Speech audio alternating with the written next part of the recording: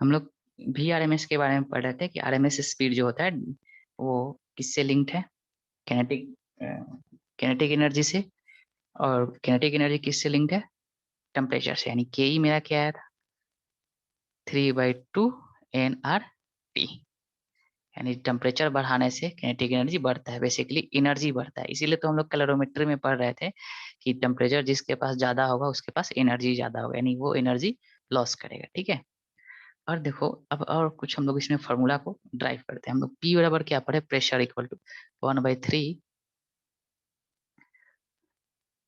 1/3 rho VRMS का whole square. ठीक है, ये पढ़ चुके हैं। तो यहाँ से VRMS कितना आ गया, VRMS √3P/रो। ठीक है। और ये भी फॉर्मूला याद रखना है। ठीक है, this is very very important. ठीक है, जितना भी फॉर्मूला लिखा रहे हैं डेट सब इंपॉर्टेंट है। ठीक है। और हम लोग जानते हैं PV equal to nRT, where n is the number of mole, number of mole. ठीक, तो n को क्या लिख सकते हैं, total mass m total upon m naught molecular weight. ठीक है, तो यहाँ से पुट करेंगे। ठीक है, तो और मास अपॉन वॉल्यूम क्या हो जाएगा, डेंसिटी, मास बाय वॉल्यूम। ठीक, तो यहाँ से इसको पुट करो, पी भी equal to m total by m naught RT। और इस m नॉट को ऊपर ले जाते हैं तो m टोटल अपॉन VRT। और this is what, this is total mass by volume, this is क्या हो गया, डेंसिटी। यहाँ से क्या आएगा, m नॉट क्या है, मोलिकुलर वेट है, रो RT। ठीक, तो यहाँ से P बराबर क्या आ जाएगा, रो RT/m नॉट। ठीक है, प्रेशर बराबर। ठीक, अब इसको हम लोग क्या करेंगे, इस फॉर्मूला में पुट कर देंगे। ठीक, और तो P/रो डायरेक्ट पुट कर दो, P/रो का वॉल्यूम, P/रो pressure upon density RT/m nought, where m nought is the molecular weight. ठीक है, ये क्या है, मोलिकुलर वेट, मोलिकुलर वेट। ठीक है, ये मोलिकुलर वेट है। ठीक है, तो यहाँ से क्या आ गया, VRMS इक्वल टू √3, और P/रो की जगह क्या पुट कर देंगे, RT/m नॉट, RT/m नॉट। तो ये भी एक फॉर्मूला हो गया। ठीक, इसको भी याद रखना है। ठीक है, कि जो RMS स्पीड होता है वो कितना होता है, RT/m नॉट। ठीक है, और जो m नॉट है ये इसका यूनिट किस में होना चाहिए, केजी पर मोल में होना चाहिए। ठीक है, केजी पर मोल में। ठीक, अब देखो यहाँ से हम लोग कंसेप्ट देखते हैं कि आइडियल गैस का बिहेवियर कैसे होता है, किस हाई टेम्परेचर पे होगा या लो प्रेशर पे होगा। ठीक है, देखते हैं। ठीक है, अब देखो हम यहाँ से हम लोग क्या लिखे, PV equal to m/m0 RT। ठीक है, यहाँ से देखते हैं। ठीक है, PV equal to m total by m0 RT। m total को हम लोग क्या लिख सकते हैं, m टोटल, टोटल मास को number of molecule into mass of one molecules. ठीक है, लिख सकते हैं। तो यहाँ से क्या आ गया, n m/RT/m0। ठीक है, n m/RT/m0, फिर small m is the mass of one molecules. ठीक है, मास ऑफ वन मॉलिक्यूल्स। ठीक, अब देखो यानी यहाँ से क्या आ गया, PV0 मल्टीप्लाई कर दो, PM0 V equal to NMRT। तो N/V निकाल लेते हैं, N/V equal to PM0 upon MRT। ठीक, ये आ गया। देखो ये n क्या है, n is the total number of molecules, और v क्या है, वॉल्यूम। इसका मतलब यह क्या बता रहा है, number of molecules per unit volume. यानी ये पूरा इक्वेशन बता रहा है मॉलिक्यूल के डेंसिटी के, नंबर डेंसिटी के बारे में बता रहा है। ये किसके बारे में बता रहा है, नंबर डेंसिटी, डेंसिटी के बारे में बता रहा है। ठीक है, यानी आइडियल गैस में हम लोग क्या जानते हैं कि नंबर डेंसिटी क्या होना चाहिए, लो होना चाहिए। ठीक है, for ideal gas, for ideal gas number density क्या होना चाहिए, लो होना चाहिए, ठीक है, नंबर डेंसिटी लो होना चाहिए आइडियल गैस के लिए, ठीक। यानी यह लो होगा कब, जब प्रेशर लो होगा और टेम्परेचर हाई होगा, ठीक है। ये नंबर डेंसिटी लो कब होगा, जब प्रेशर लो होगा और टेम्परेचर हाई होगा, ठीक है। इसका मतलब हम बोल सकते हैं कि जो गैस, जो भी गैस है, कोई भी गैस बिहेव करेगा आइडियल गैस की तरह at low pressure and high temperature पे। यहाँ से हम क्या बोल सकते हैं, gas behave as ideal gas at low pressure and high temperature, high temperature, ठीक है। लो प्रेशर और हाई टेम्परेचर पे गैस का बिहेवियर कैसा होता है, आइडियल हो जाता है, ठीक है। अब देखो, अब हम लोग क्या पढ़ते हैं कि हम लोग कि जब से हम लोग एक एजप्शन में हम लोग पढ़े थे कि जो भी मॉलिक्यूल्स होता है सब क्या, एक तो रिजिड होता है, ठीक है, रेंडमली मूव कर रहा होता है, ठीक। और क्या होता है, कोलिजन इलास्टिक होता है, ठीक है, टाइम जो होता है बहुत कम होता है, निग्जिलेबल होता है, इसलिए जो कोलिजन का नेचर होता है that is impulsive in nature, ये सारा चीज हम लोग पढ़ लिए हैं, ठीक है। अब देखो, अब हम लोग देखते हैं कैसे जो किनेटिक एनर्जी का जो मॉलिक्यूल जो टेम्परेचर है, यानी जो उसका आरएमएस स्पीड है, वो टेम्परेचर से कैसे लिंक है, ठीक है, उस चीज को हम लोग देख लेते हैं, ठीक है, एक बार, ठीक है। चलो, इतना हो गया, ये हो गया।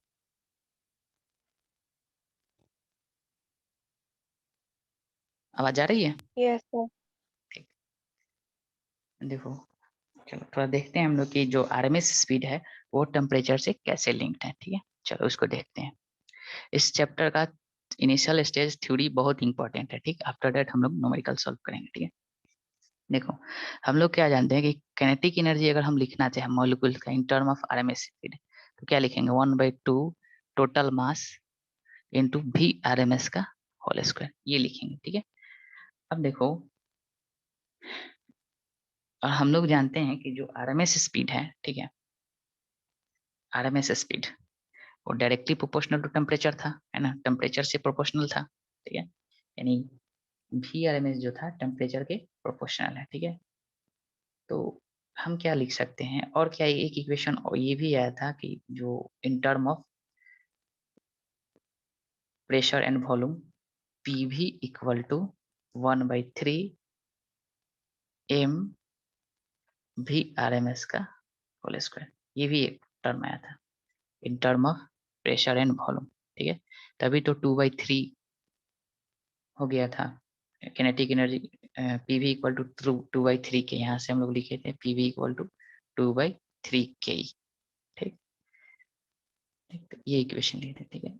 अब देखो, हम मान लो कि जो लेट कर लो कि V and PV the pressure of gas किसी भी टेम्परेचर टी पे, ठीक है, लेट कर लेते हैं, let P and V be pressure and volume at any temperature T, T temperature पे, ठीक है, किसी टी टेम्परेचर पे है, ठीक है।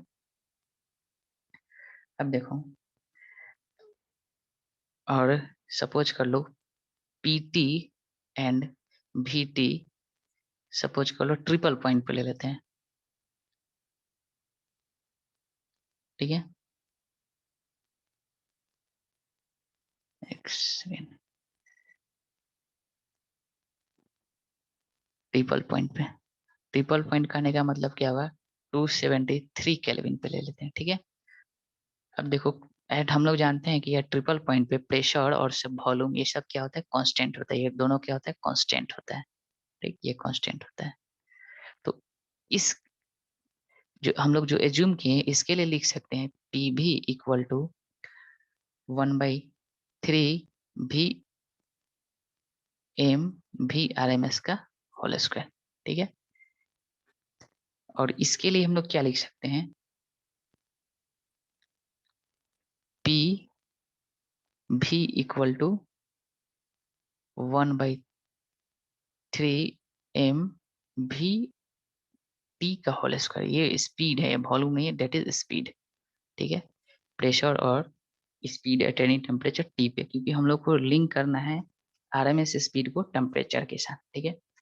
और हम लोग जानते हैं कि जो आरएमएस स्पीड होता है वह भी आरएमएस का whole square directly proportional to temperature, temperature के डायरेक्टली प्रोपोर्शनल है, ठीक है। तो इन दोनों का रेशियो कैलकुलेट करेंगे और यहाँ पे प्रेशर पीटी हो जाएगा, इन दोनों का रेशियो कैलकुलेट करेंगे तो क्या आ जाएगा, P by P T equal to V R M S का whole square upon V T, ठीक।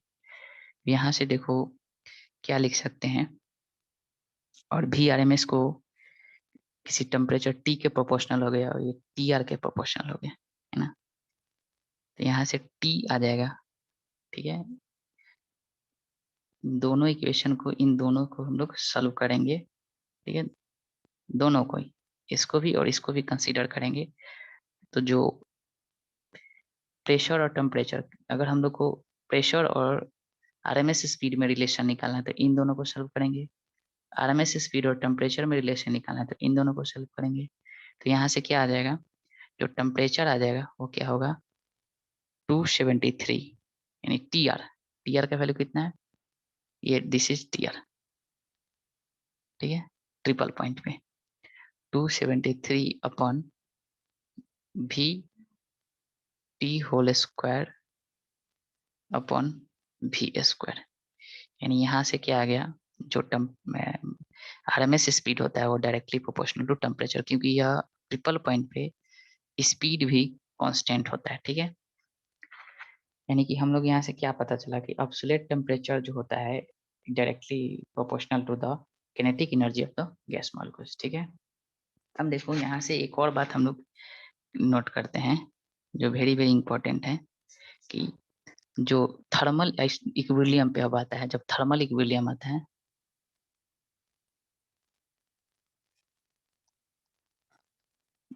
एट थर्मल इक्विलिब्रियम जितना भी मॉलिक्यूल्स है, all molecules have same kinetic energy, all molecules have same kinetic energy, same kinetic energy, ठीक है। जब thermal पूरा uniformly जब हीट हो जाता है, टेम्परेचर सब जगह सेम हो जाता है, तो थर्मल इक्विलिब्रियम अचीव कर लेता है। तो उस समय जितना भी मॉलिक्यूल्स होता है वो सबका क्या होता है, वो टेम्परेचर क्या होता है, सॉरी किनेटिक एनर्जी क्या होता है, सेम होता है। जैसे देखो मान लो दो कंटेनर है, ठीक, ए और एक कंटेनर बी, ठीक है, ये दो कंटेनर है, ठीक। दोनों का थर्मल इक्विलिब्रियम है, मतलब दोनों टीटी टेम्परेचर पे है, दोनों टीटी टेम्परेचर पे है, ठीक है। और दोनों में सपोज कर लो अलग अलग गैस मॉलिक्यूल्स है, ठीक है, सपोज कर लो इसमें कुछ हो रहा है, इसमें कुछ हो रहा है, बट दोनों का टेम्परेचर क्या है, थर्मली इक्विलिब्रियम है। तो क्या बोल सकते हैं कि इसके पास जो किनेटिक एनर्जी इस मॉलिक्यूल का होगा और इस मॉलिक्यूल का होगा, दोनों का क्या होगा, सेम होगा। At thermal equilibrium all molecules have same kinetic, यानी क्या लिख सकते हैं 1/2 MO1 V1 square equal to 1/2 M2 V2 square, ठीक है। ये थर्मल इक्विलिब्रियम की कहानी है कि थर्मल इक्विलिब्रियम पे क्या होता है, किनेटिक एनर्जी सबका सेम हो जाता है, ठीक है, ठीक है। हो गया, चलो अब एक दो यस क्वेश्चन, सर। अब एक दो क्वेश्चन करते हैं, ठीक है।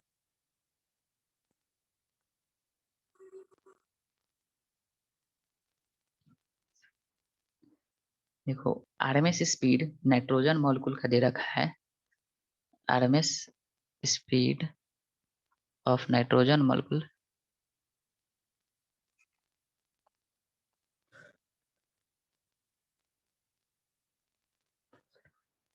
490 मीटर पर सेकेंड, ठीक है, एट 273 केल्विन। तो बताना है same temperature, at same temperature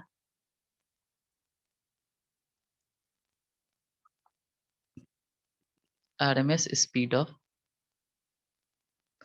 hydrogen molecule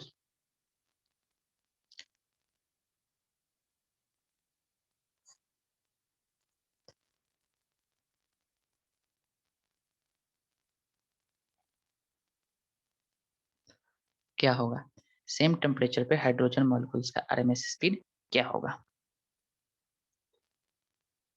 solve हो जाएगा। देखो सेम टेम्परेचर दे रखा है, सेम टेम्परेचर से क्या समझना है कि यहाँ पर सेम टेम्परेचर है, मतलब थर्मल इक्विलिब्रियम में है।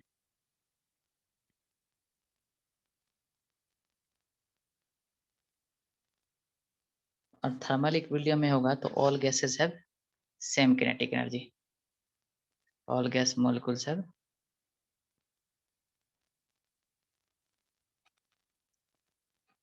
Same kinetic energy. सारे के पास एनर्जी क्या हो जाएगा, सेम हो जाएगा। यानी क्या लिख सकते हैं, सपोज कर लो नाइट्रोजन के मॉलिक्यूल्स का मास m1, हाइड्रोजन के मॉलिक्यूल का मास m2, ठीक। इसका आरएमएस स्पीड v1 और इसका v2, तो हम लोग क्या लिख सकते हैं, 1/2 m1 v1 square equal to 1/2 m2 v2 square. 1/2 m2 cancel, हमको क्या निकालना है, v2 निकालना है। v2 क्या आ जाएगा, m1 v1 square upon m2 का अंडर रूट। तो हाइड्रोजन का कितना होता है, सॉल्व कर लो, मास का वैल्यू रखा हुआ है। n1 क्या है, नाइट्रोजन का मॉलिक्यूल का है, m2 क्या है, हाइड्रोजन का है, ठीक है। और v1 क्या है, इसका RMS speed of nitrogen molecule. जब इसको सॉल्व करेंगे तो it's comes to be 1830 meter पर सेकेंड, ठीक है। तो क्या पता चला, देखो कंक्लूजन हम बता रहे हैं कि नाइट्रोजन मॉलिक्यूल जो होता है N2 मॉलिक्यूल्स, ये हैवियर होता है हाइड्रोजन मॉलिक्यूल से, ठीक। तो इसका मतलब क्या होगा, इसका आरएमएस स्पीड जो होगा कम होगा और इसका आरएमएस स्पीड ज्यादा हुआ at same temperature. At same temperature की बात करते हैं, सेम टेम्परेचर पे, ठीक। यानी सेम टेम्परेचर पे सबका एनर्जी सेम होता है। एनर्जी सेम होने से क्या मतलब हो गया कि किनेटिक एनर्जी सेम होता है, और जिसका मास ज्यादा होगा उसका स्पीड कम होगा, और जिसका मास कम होगा उसका स्पीड ज्यादा होगा, ठीक है। हो गया, यस सर। चलो ठीक है। चलो नेक्स्ट एक और क्वेश्चन करते हैं।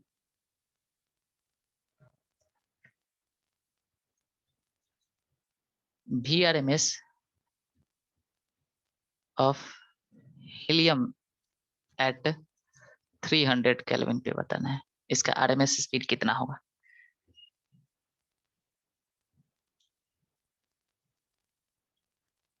VRMS हम लोग क्या पढ़े हैं थोड़ी देर पहले कि आरएमएस स्पीड क्या होता है, VRMS अंडर रूट 3RT/m0, यही पढ़े थे। Where R is the gas constant और इसका वैल्यू कितना होता है 8.314 जूल पर मोल पर केजी, ठीक है, इतना होता है, ठीक। m0 किस में लेना है, केजी में लेना है, ठीक है। टेम्परेचर किस में लेना है, केल्विन में लेना है, और R का वैल्यू किस में लेना है, जूल पर मोल पर केल्विन में लेना है, ठीक है। तो आरएमएस स्पीड कितना हो जाएगा, बस यूज कर लो इस फॉर्मूला को, सिंपल। आरएमएस स्पीड कितना हो जाएगा, under root 3 into 8.314 into temperature कितना होगा 300 अपॉन हीलियम का कितना होता है 4 gram, 4 into 10⁻³ that is our answer, ठीक है। हो गया, यस सर। ठीक। एक और क्वेश्चन करते हैं। अगर हम प्रेशर इंक्रीज करते हैं तो what is the effect on RMS speed, if pressure increases then VRMS क्या होगा, बढ़ेगा घटेगा, क्या होगा, ठीक है। देखो हम लोग जब प्रेशर इंक्रीज कर रहा तो हम लोग इसके बारे में कमेंट नहीं कर सकते, क्योंकि P क्या होता है, डेंसिटी रो RT/m0, ये होता है, हम लोग पढ़े हैं, ठीक है। और यहाँ से P/रो क्या आ गया, RT/m0, ठीक। हम लोग यही लिखे थे ना, VRMS बराबर 1/3 P/रो, ठीक है। तो यहाँ से हम क्या बोल सकते हैं कि प्रेशर जो है डायरेक्टली, ये अगर सारा कांस्टेंट हो गया तो यहाँ से क्या बोल सकते हैं, pressure directly proportional to density. और ऑल्सो प्रेशर जो है किसके प्रोपोर्शनल है, टेम्परेचर से, है ना। यानी प्रेशर बढ़ाने से डेंसिटी बढ़ रहा है, ठीक है। तो हम लोग डायरेक्टली आरएमएस स्पीड के बारे में हम लोग नहीं बोल सकते हैं, ठीक है। कुछ भी हो सकता है, इंक्रीज भी कर सकता है और डिक्रीज भी कर सकता है, क्योंकि डेंसिटी भी इंक्रीज कर रहा है। और यहाँ पे हम लोग आरएमएस स्पीड ये भी पढ़े थे, VRMS बराबर अंडर रूट 3P/रो। प्रेशर बढ़ा रहे हैं तो डेंसिटी भी क्या हो रहा है, बढ़ रहा है। और यहाँ से डायरेक्टली प्रोपोर्शनल टू ये भी आ गया √3RT/m। ठीक, टेम्परेचर भी, टेम्परेचर का घटना बढ़ना नहीं बता सकते हैं, तो इसलिए हम लोग इस पे कमेंट नहीं कर सकते, नो कमेंट। इंक्रीज भी कर सकते हैं और डिक्रीज भी कर सकते हैं। ठीक है, ठीक है, एक और क्वेश्चन करते हैं कि अगर टेम्परेचर कांस्टेंट रहा और प्रेशर इंक्रीज करेंगे देन आरएमएस स्पीड क्या होगा। टेम्परेचर को कांस्टेंट रखकर प्रेशर को बढ़ा देते हैं। ठीक है, क्वेश्चन क्या बना, टेम्परेचर को कांस्टेंट रखो, एट कांस्टेंट टेम्परेचर प्रेशर को इंक्रीज करते हैं, प्रेशर इंक्रीज करते हैं, देन VRMS क्या होगा। ठीक, टेम्परेचर को कांस्टेंट कर दे तो VRMS याद रखना है कि जो होता है ना, ये √3RT/m pure function of temperature होता है। जो RMS स्पीड होता है तो वो प्योर फंक्शन ऑफ टेम्परेचर होता है ना, सिर्फ और सिर्फ टेम्परेचर पे। यानी सारा चीज जब टेम्परेचर ही कांस्टेंट हो गया तो RMS स्पीड भी क्या हो जाएगा, ये भी कांस्टेंट हो जाएगा। क्योंकि स्पीड जो है, स्पीड से मतलब किनेटिक एनर्जी, और kinetic energy directly link to the temperature. ठीक है, यानी कि प्रेशर बढ़ाने से भी RMS स्पीड पे कोई फर्क नहीं आएगा। ठीक है, हो गया।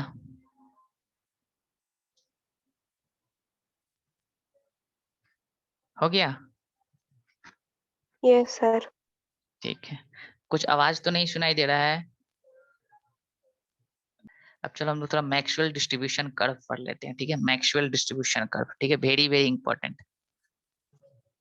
मैक्सवेल डिस्ट्रीब्यूशन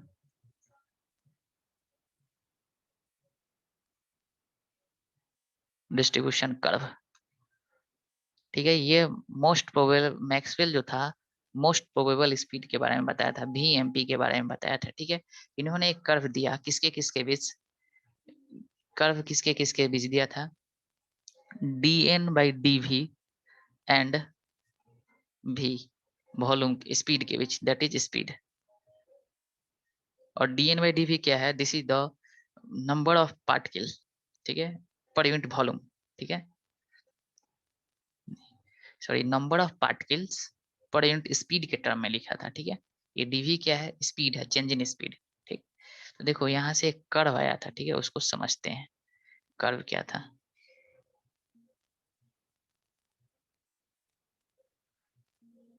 ठीक है, कर्व कुछ था, कुछ इस तरह का कर्व था। ठीक है, इस एक्सिस पे लिखा हुआ था dN/dV और इधर था V स्पीड, स्पीड। और dN/dV क्या है, इसके बारे में जान लो। यह है dN जो है is number of particle whose speed is in the range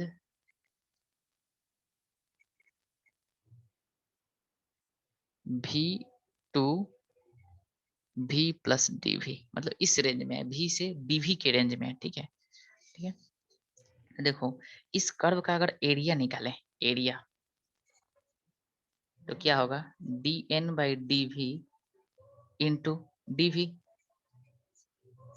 change in velocity, तो ये क्या हो जाएगा, dN दे देगा, number of particles, number of particles, यानी इसका कर्व का एरिया क्या देगा, पार्टिकल्स देगा। ठीक है, सपोज कर लो कि इस समय स्पीड v था। ठीक है, और थोड़ा दूर जाके स्पीड चेंज हो गया dv, तो this is the number of particle. यहाँ कितना की स्पीड हो, कितना हो गया, v प्लस dv हो गया। तो ये इतना स्पीड पार्टिकल आया, इसके अंदर का एरिया। ठीक, तो देखो यहाँ पे मैक्सिमम स्पीड है, v मैक्स है। ठीक है, v, और इस स्पीड को बोला गया मोस्ट प्रोबेबल स्पीड। ठीक है, वो क्या बोला कि इस स्पीड के पार्टिकल की संख्या सबसे ज्यादा है, और इस स्पीड को बोला गया मोस्ट प्रोबेबल स्पीड, VMP। ठीक है, और इसको याद रखने की जरूरत नहीं है, इस इक्वेशन को याद रखना कंपलसरी नहीं है। ठीक है, तो ये ग्राफ दिया था मोस्ट प्रोबेबल स्पीड के बारे में। ठीक है, और उसका इस जो फॉर्मूला बताया VMP मोस्ट प्रोबेबल स्पीड, यह बताया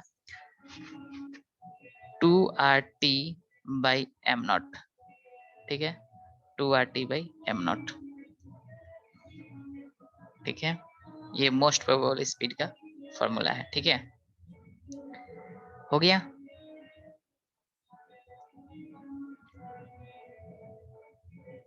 Yes, sir. ठीक, चलो अब देखो यहाँ इस इक्वेशन में जो dn था, dn यह क्या था, नंबर ऑफ पार्टिकल जिसका स्पीड क्या हो, number of particle whose speed is in between v to v plus dv, यानी इसको v मान सकते हैं कि v के बीच स्पीड हो। तो यहाँ से अगर हम लोग एवरेज स्पीड लिखा जाए सारे मॉलिक्यूल्स का, तो क्या लिख सकते हैं, v1 plus v2 plus v3 upon vn upon total number of the molecules, ठीक है, ये एवरेज स्पीड हुआ, ठीक है। अब देखो हम लोग n मॉलिक्यूल्स का अगर एवरेज निकालते हैं, एवरेज स्पीड, ठीक है, ठीक है, जिसका स्पीड, अब ये सब पार्टिकल का अगर हम लोग एवरेज स्पीड निकालना हो, ठीक है, तो हम कैसे निकालेंगे, v एवरेज, एवरेज स्पीड जिसका संख्या क्या है, dn है, ठीक है, इन सारे मॉलिक्यूल का निकालेंगे तो ये क्या होगा, integration dn v upon integration dn, ठीक है। और जब इसको सॉल्व करते हैं इन सारे को, तो ये आता है v average equal to under root 8RT by pi m, ठीक है, ये आता है, ठीक है। एवरेज स्पीड क्या आता है, 8RT by pi m not, ठीक है, that is the average speed, ठीक है। ये सारा फॉर्मूला याद करना है। तो फाइनल कंक्लूजन के याद रखना है, कंक्लूजन के याद रखना है कि जो आरएमएस स्पीड जो होता है सबसे ज्यादा होता है, उसके बाद भी एवरेज होता है, उसके बाद भी मोस्ट प्रोबेबल होता है, ठीक है, ये रिजल्ट याद रखना है। मैग्नीट्यूड वाइज सबसे ज्यादा आरएमएस स्पीड होता है, उसके बाद एवरेज स्पीड होता है, after that most probable speed होता है, ठीक है। चलो इतना तक समझ में आया, इतना तक समझ में आया, Yes, sir. ठीक है। चलो फिर हम लोग कल और इसका आगे डिस्कस करेंगे, ठीक है।